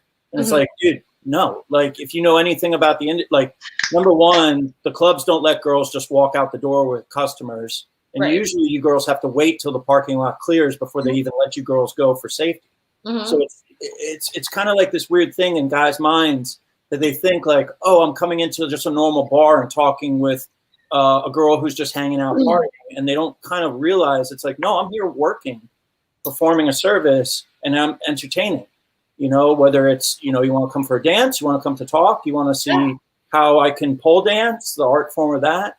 I have a question for you. So I always thought, and you kind of touched on that, how you're kind of parlaying your OnlyFans into like, hey, if you want to see me, you can actually see me in person at these clubs. Now, when the webcam industry first came out back in the mid 2000s, I thought that was like a genius, a no-brainer for dancers, because most dancers had poles in their house. You have a computer, you have equipment, you have phones. And I thought to myself, like, wow, this is just perfect. A girl can chill at home. She can webcam a couple days a week. And then she can tell guys, hey, if you want to come see me in person, come to the club. And then it's suddenly you're making money from the webcam. And then you're also making money in person from the lap dances. If a guy's willing to spend $100, $200, $500 on webcam, and he knows that he can actually come and see you in person, like in my mind, but it seemed like there was always this like especially if you watch documentaries, they talk about how dancers actually didn't gravitate towards the webcam industry. It was mainly like just average girls, like waitresses. So did you ever hear or kind of like feel that wasn't like, was it taboo for dancers to kind of go into the webcam industry? How did that? I don't know. I've only known a few, but I feel like that's something that like, yeah, all strippers know a few strippers who've always done webcam too. But I've never worked in not in a very long time. Like I've never worked in a restaurant where I could tell you like my coworker is also doing webcam. But if she was, would I know? Yeah. So I don't know. Right. But I do think that the online helps, definitely. Almost every night I have somebody who messages me like on Instagram, are you going to be there? And they commit. That's cool. It has really helped. I kind of hate doing it because I'm like, oh God, I got to respond to these guys, but it works. So that's marketing. That's awesome. So a question I've always wanted to ask is, and thank you for fielding the questions that we have here. This is great. Are you okay? Are you single, or in your career have you been single? I plead the fifth. That's okay. That's okay. I have been. Okay, so at the club, are there types of guys that you gravitate towards because you're attracted to them, or obviously the money's a big part of everything. It's a business. But do you ever feel an attraction to, like, you see a guy like, oh, that guy's hot, I'm gonna, go for it? Yeah, I've had guys that I've been attracted to. But the conventionally attractive looking guys, like especially on like a weekend, I feel like they're like the young type that they know that they're hot and they act like it. Which instantly makes them not hot. So I'm like, right. Never mind. And they're the type that's like, I have this and look at my watch and then I'm so hot I don't need to pay for a lap dance. And I'm like, okay. Turn-offs, total turn-offs. Yeah, that's how when you see somebody who's like hot, that's usually what it is. Ah, gotcha. I've had hot customers, but they're usually more like the silent type. So, and that's the type that I usually go for. Like, I don't like the groups. I don't even really like military guys just because I don't really have like good luck with them. A lot of girls do, but I'm like, maybe they don't like me. So I just go for like people sitting there by themselves. Hey, how are you? And then I sit with them for a while. And if they like me, then they get a dance or hopefully tip me. Gotcha. What's one of the funniest things that you've had like requests at the club? Actually, I'll do this too. What's the funniest things you've had requests for at the club? And then also what's like being on OnlyFans, what's some of the funniest requests you've got with that? And obviously don't say people's names, but just in general. Funniest things in the club. I don't know if I'd call it funny because I want to respect everybody's like kink, but there's definitely stuff that I'm not comfortable doing. Just like for me to be super dominant is not my type. And I'm getting better at it now because my patience is thinner. So if I'm mean, it's actually probably a little bit genuine, which I don't know if that's good or not. But yeah, I've had guys say just like to talk really dirty to them, and it's usually when they're not paying me enough to be like, I'm like, this is out of my comfort zone and you're giving me $20, or like, God, this one guy was like, have you had sex recently? And I'm like, yeah, last night. And he's like, tell me how it was. Tell me I'm never gonna get to fuck you. And I'm like, you're never gonna get this. That's it. That's easy. I'm like, yes, this is true. And he's like, yeah, tell me, was it so good? I'm never gonna fuck you like that. And I'm like, yeah, like it's just so hard to go along with because it's like he was paying me $20, and now I know better. Now I'm like, no, like this is a special request. You're paying extra. You get the VIP, which is $100, and then you pay extra. Like we're always told like a regular lap dance is a cheese pizza. And then if they have special requests, it's toppings. Toppings cost extra. Otherwise, I'm going to give you the dance that I give everybody else. I'm not going to say weird shit. I'm not going to talk about weird shit with you. Pay extra. You're making somebody uncomfortable or potentially crossing boundaries. At least tip them. Definitely. So the message we got to convey is pay and be nice, be cool, and pay and pay. Yeah. And makes sense. Like, dude, I'm not a bullshitter, like if I'm going to the spot, I understand what's happening. I just here, like, she's the one, let's go. Here's everything. Here we go. I want all the toppings. I want, yes. Yeah. Yeah. And if somebody can't, like, if they want all this and they can't afford it, it's like, there's almost always going to be a means of like communication, whether that's like call the club and ask when they're working, ask them for Instagram, Snapchat, OnlyFans. Some of that you will have to pay for, but like you can be in contact with them and come back when you're ready to spend more, Right. So, can I go off topic here? Uh-huh. Yeah. Okay. So you're born and raised in San Diego, and 619's in your tag there, or your username. Mm-hmm. Are you a Charger fan? I'm not I've been to a Charger game once. I'm not a big football person. Are you sports at all? Do you do any soccers or anything? I don't really watch sports. I'm athletic. Like I like to like work out, snowboard, surf, but I don't no, I don't watch sports. She likes crime dramas, Mikey. Crime dramas. Oh. Crime, Jeffrey Epstein, boom, she's all over it. Yeah. Oh, I couldn't watch that. I couldn't do it. But I got some more questions on the sports. So you snowboard, you surf. I'm lying because I haven't done either of those in a really long time. I'm just saying, like, I hate team sports. Let's put it that way. Gotcha. Okay. Like, don't fucking rely on me. Ever since I was a kid, they're like, yeah, team hustle. I'm like, no, if I fuck up, everybody's gonna hate me. But if I can go snowboard by myself and not like make the team lose, then that's fine. Right. I just don't want to do anything where everybody's relying on me. Yeah, no, I feel that. Trust me. I'm more of an individual guy. That's why I'm a DJ. I'm by myself. It's my thing. Yeah. If I fuck it up, it's on me. Right. That's cool. Favorite place, favorite beach in San Diego? Oh, I'm from North County. Mm-hmm. So, a lot of good spots up there. yeah. I like Terramar, and there's this beach. I think they call it like Points. It's in between Carlsbad and Oceanside, and it's like actually I think it's both. And it's by the estuaries. Estuaries. The little lagoons between the Oceanside and Carlsbad. Is that where you're kind of talking? Yeah. Yeah, that's where I used to go growing up all the time. There's not a lot of people there. I mean, on weekends, everybody's at the beach, but. Oh, I'm a beach guy, like weekdays when nobody's there. Yeah. Since I don't know if you work weekends, but as a DJ, I work weekends. That's my thing. So Monday, Tuesday, Wednesday, when nobody's out, that's when I'm going out. That's what I love. Yeah. I have to go when there's nobody there, because if I go to the beach and they see me, they just call SeaWorld. And suddenly I'm just like trying to lie on the sand, and I've got all these SeaWorld handlers. They come over, they tranquilize me.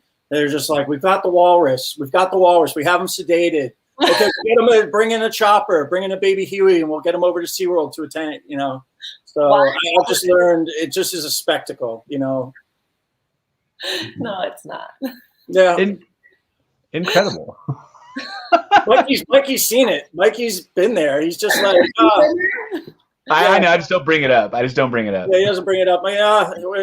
Mike goes home to his wife. Hey, what happened today? You guys go swim? Yeah, John's over at SeaWorld. I got to go get him out of there later on. They thought he was a beached whale. Hey. So. What are you drinking on there? What do you got? This is lime sparkling water. Mm-hmm. And it's green. Tito's that I added to this. Oh, Tito's. And I had some of this, but I think what was making this pink was hold on, now I gotta show you, because this is like my favorite thing now. Sweet.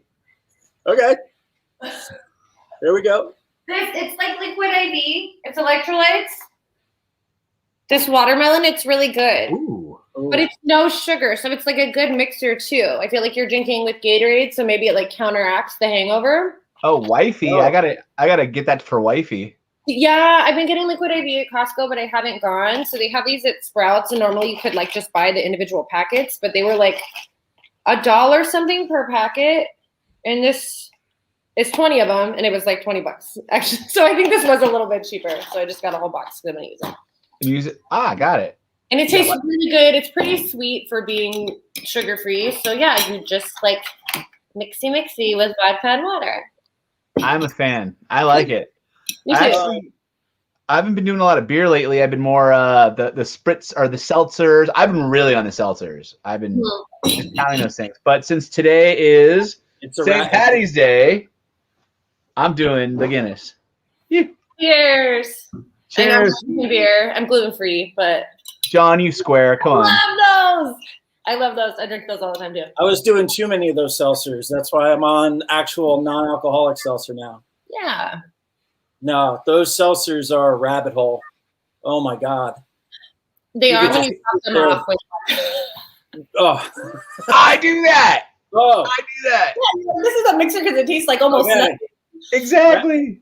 Round table right now. Ultimate seltzer combo. Go Penelope. A mango truly with Tito's vodka. I want to say, I want to say, not trying to copy you, but I do that same thing. I call them Maloney's. Don't ask why. I just call them Maloney's. Okay. But yeah, and then I do a splash of whatever else I could find in the fridge or whatever. Just a splash of like pineapple or whatever. I like fruity stuff. So yeah, it's the sugar that'll kill you. Tell me about it. These man boobs. Mango White Claw with silver tequila. Ooh. One.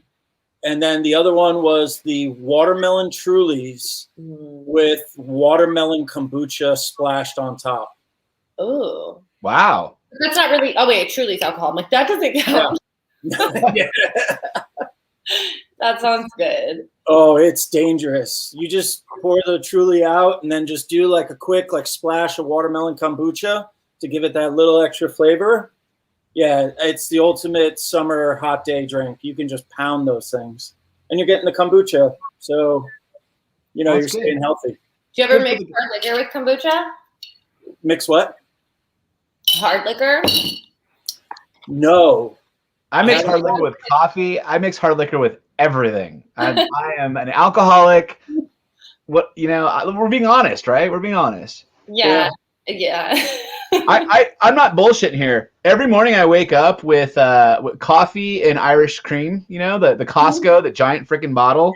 Oh. Just because it tastes so much better than like a creamer, you know? So, yeah. I think I get sleepy when I day drink. Like that's what. So I had like a sip of one of these, and before I got on here, I was telling John, dude, my cat peed in the shower. One of my cats likes to pee in the shower. Oh. And I took the shower head off and I was rinsing it out. And then I set the shower head down and I just, you know, when you have that like first sip of alcohol and you're all weird, like, you know what I mean? Like when you feel like the buzz, but like, then you're fine. It hits the blood. It was like that. So I set the shower head down with it still going. That's why this hair is all flat. I had makeup on, tanning lotion, curled my hair, and it went. And John's like, I'm on, waiting for you. And I'm like, I just fucking squirted my face with shower, like literally, like this is all wet, this is all wet. My hair got all wet, so I'm trying to like blow dry it and recurl it. I'm like, he's waiting for me, but that was from. Is that the same cat that's eating the burrito? No. Oh, that's the other cat. Yeah, I have 3. Do you get offended by if anyone says you're a crazy cat lady? Do you get offended? No, but I looked it up, and I think you have to have at least 4 to be a crazy cat lady. No, you're close. But I wouldn't be offended. One cat short of Yeah, well, the one who was peeing in the shower doesn't have much longer, so. Oh yeah. Then I just another one. That cat's just like, I'm not gonna be here that much longer. I'm going right here. It's coming. I can't stop it. Yep. Oh yeah. This is the shower, not the floor. I had a couple other questions. Just so, like, what are you into? What's your interest? And you know, did you love going to like nightclubs before COVID? Like we were talking about country music before this. Like, what do you like to do in your spare time when you're not hustling? So my zodiac sign is Cancer, so I'm very much like a homebody. You know, Cancer is a crab, right? So if you picture them like retreating into their shell, like that's me. I know that's like not a super fun answer. And working out, hiking. I love nature, cats, Disneyland. I was a big Disneyland person before COVID. We were probably going at least once a month. Oh, I love that. Yeah. I'm a big Disneyland fan. I'm not like obsessed, but any option. Well, and I have a 4 and 6 year old daughters, and so now they can appreciate it. So pre-COVID, we went a couple times. We had the California pass, and just loved it. I'm really pissed about the passes right now, to be honest. I'm not trying to be a Karen, but they're like, okay, so we just continue the passes until further notice. And I've had a pass my whole life. What the fuck? They're not going to give us anything? Like when you get a pass, they give you like the AP magnet, which is still like stupid, but it's something. They're like, thank you for your continued support. I'm like, yes, even you, like literally I could have like a much nicer place to live, but I choose to like give all my money to Disney. And they're like, yeah, it's rough. It's rough. They're opening in April and there's just no way we're getting tickets. None of us are getting tickets. No one's getting tickets. Sorry, put us on the list to go in first. I'm fucking mad. Yeah. Like, you know, there's people that are like, oh, I wish I could go to Disneyland. I'm like, you haven't even been in 6 years. Like, we were like going like at least once a month, twice a month, 3 times a month. Like, we're like, oh my God, we need to go home. Like, so and they're going to give us nothing. They're like, Who cares? What is it about Disneyland that make? I mean, why are you so like into Disneyland like that? What's the experience like for you? What do you enjoy going to see? I think it's a nostalgia thing, and I think it's like it really is magic. Like the smells, the sounds, like any problem that you have in your life when you're there, your life problems don't exist. Totally. I'm like, so the more I can do that, just avoid life. Just go to Disneyland. Yeah, no, I feel that. I totally feel that. And one of the things that I adore about Disneyland, everything that you buy is quality. Mm-hmm. Like you buy a pretzel, it's the best pretzel you've ever had in your life. Yes. You know, you get a Coca-Cola, it's the best Coca-Cola you ever had in your life. Mm-hmm. And I don't know if it's just the ingredients or it's the environment, but it's the mushrooms, Mike, that you eat. It's the mushrooms, Mike. You're dying for that Coca-Cola. We just went to Disney World. When did we get back? Just like a week ago. We got back a week ago. We did me and a couple strippers. We did Disney World. We did all 4 parks, and then me and just a family member did both Universal parks on our last day. Oh, so jealous. Parks in 5 days. It was so fun. I'm like still kind of recovering. Aw. Yeah. How is that? Did you go to Epcot? Did you go to Epcot around the world where you could drink at night at all the different countries? Yeah. So I didn't. I'm really ashamed to say this, but I didn't keep up.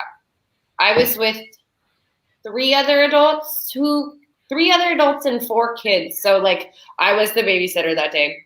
I think I had there's 11 countries there, and I had 5 or 6 drinks, but I couldn't do all 11 because we were going to Universal the next day. And I was like, I could, but it's mixing. So you're going to Germany and you're getting beer, and you're going to Italy and wine, you're getting sake in Japan. And I'm like, just the past. Oh, no, yeah. When I did it a few years ago, I was fine, but I'm like, I'm a little bit older now, just enough where like I'm not mixing liquor. So smart.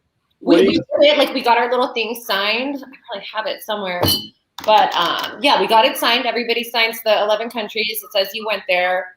And I feel like a liar because I didn't have to drink in everyone. So is that your first time in Disney World? It's my second time. Okay, Mike, have you ever been to Disney World in Florida? Negative. So jealous. You should go. I know. I saw something on TV that was like you can do like each park for like $50 a day or something. I forget what the deal was. They were obviously like visit the website, but it's massive, Mike. I can't even tell you, like, you can fit, I mean, what is it? It's something like you can fit 2 or 3 Disneylands into how big Magic Kingdom Disney World is by itself. Yeah. And the feeling that you get, because the way that they built Disney World is it's its own city. Mm-hmm. Wow. It's just this sprawling, because they own so much land around there. So when you go in there, there's nothing but Disney World. You're just locked into that environment. It's not like in Anaheim where you leave Disney World and suddenly you're in LA traffic. There you're just, and then you travel everywhere by Disney buses, by monorails, and they have.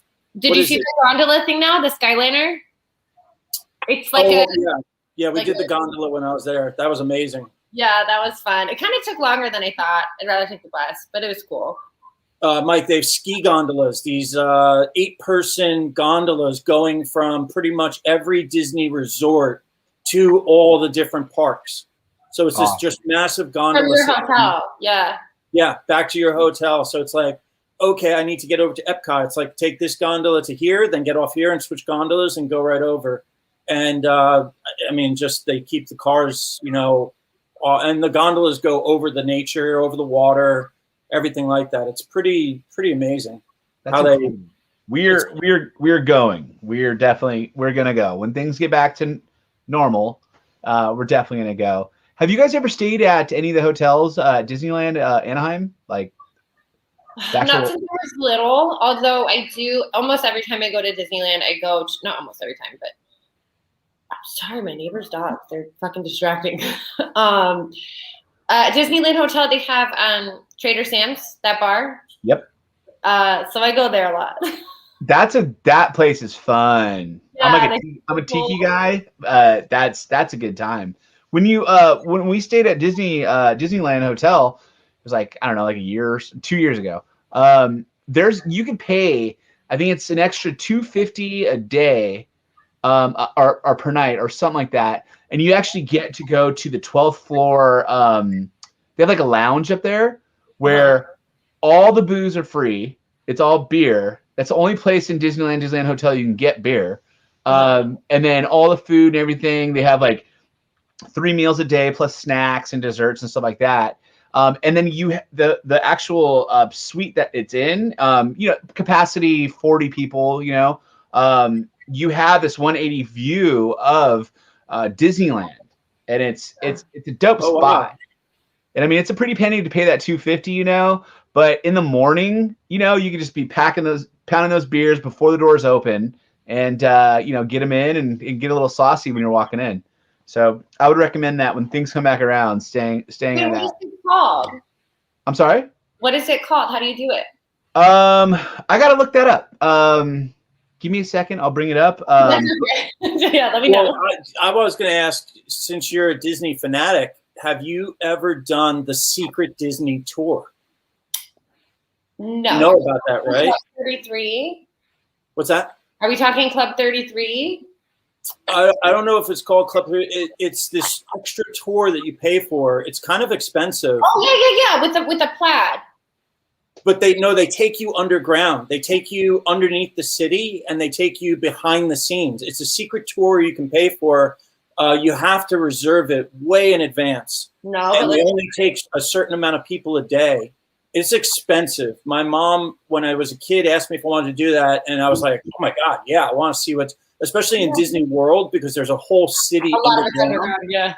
And they show you everything, all the tunnels and how everything works. And but I think now it's extremely expensive. So I was just wondering, in all those times, if you had done that yet. I would love to. I'm gonna look it up. I want to do that. The other thing I saw when I was in Disney World now is you can now hire personal guides. Mm-hmm. So if you have enough money to spend, you can actually hire a guide. I don't know how much it costs. I think it was a couple $1,000s per person, but you get to the front of the line. They take you to the park, and they just guide you through everything, tell you all about how everything's happening, all the ins and outs. But you go to the front of the line for everything. It's none of these bands or passes or any of that stuff. Yeah, I've looked that up too, and it was expensive, but it seemed like if you never went, like it could be worth it. You know what I mean? It was like if we went with a party of 10, it would have been $100 a person or something not that bad. Where I was like, okay, dude, I would do it. If I was going to Disneyland once in 10 years and I really wanted to make sure I got on everything just for the front of the line, I would for sure pay it. It wasn't that bad. Because I've looked this up multiple times.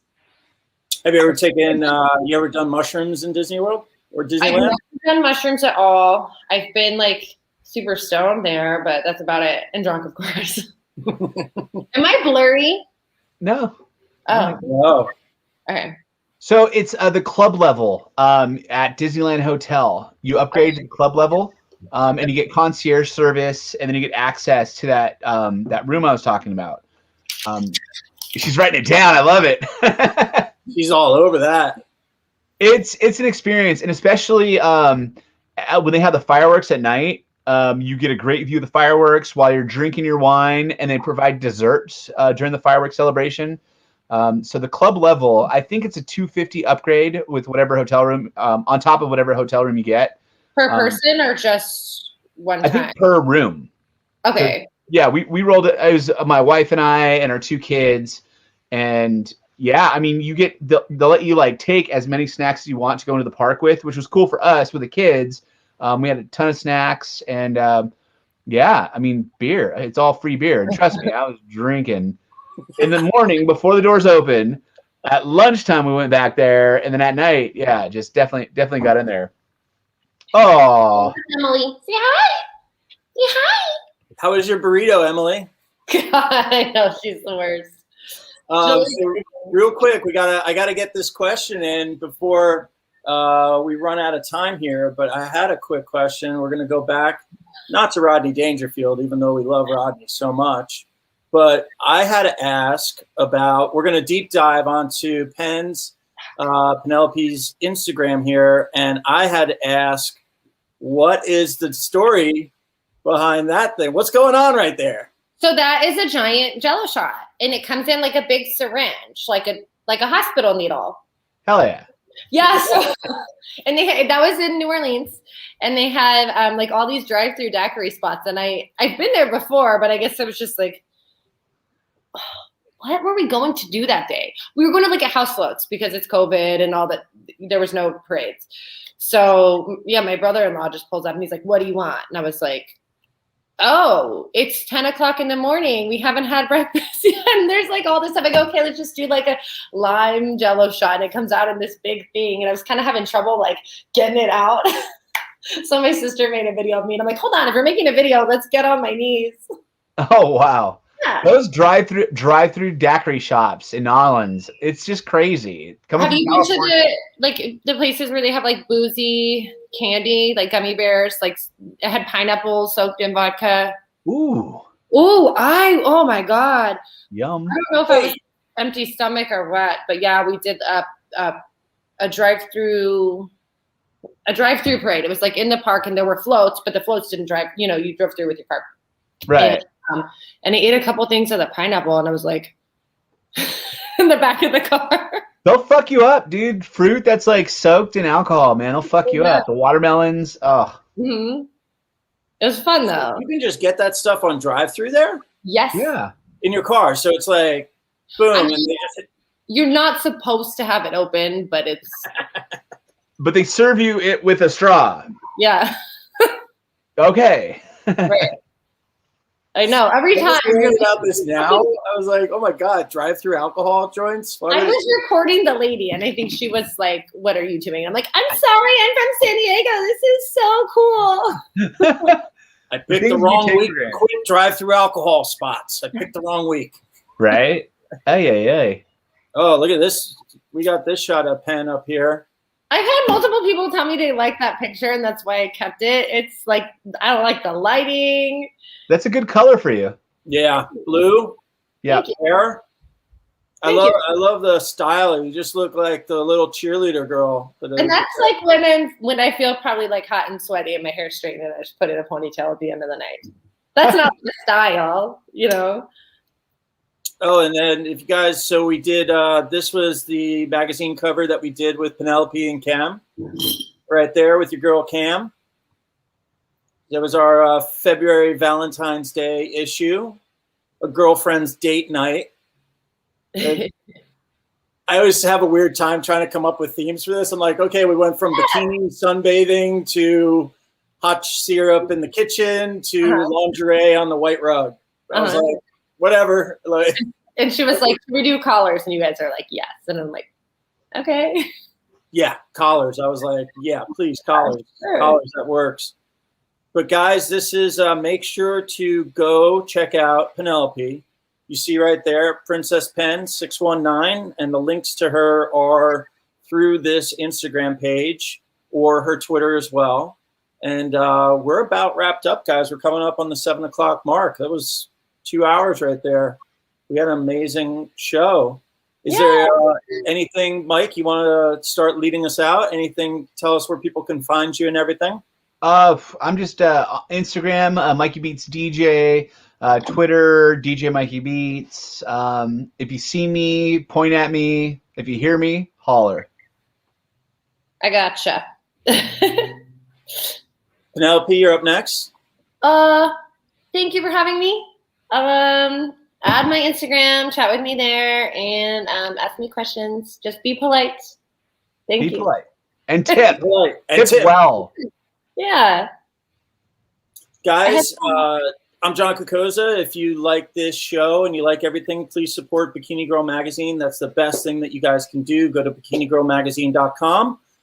You can sign up to become a monthly subscriber and see all the gorgeous photos from girls like Penelope. Also, if you like this video, guys, it really helps out. Subscribe to the channel, like the video, comment, or the best thing you could do is share with somebody. I know sometimes your girlfriends and wives don't like you looking at the hot chicks, but the best thing you can do is just text message the video off to some buddies. And really appreciate it, guys. We're going to close everything out here with a little commercial, and then we will catch you next week on our next week's show. Checking out this video, everyone. There we go. Did you know that for the price of a 6-pack of beer, that you can get Bikini Girl magazine each month? That's right. You get the digital magazine downloadable to your phone or your desktop, as well as all the smoking hot, uncensored content from the shoots that I can't show on social media. Go to bikinigirlmagazine.com and sign up as a monthly patron. Or you can purchase individual issues via MagForest platform. Your support helps me continue to do all of these sexy shoots for you. The social media censors absolutely hate all of this content of beautiful women, so help spread the word to all your friends. Please make sure to like, comment, or share this video with some friends and click that subscribe button. Also, go follow Bikini Girl Magazine on our second YouTube channel and across social media to keep up with the latest hot babes.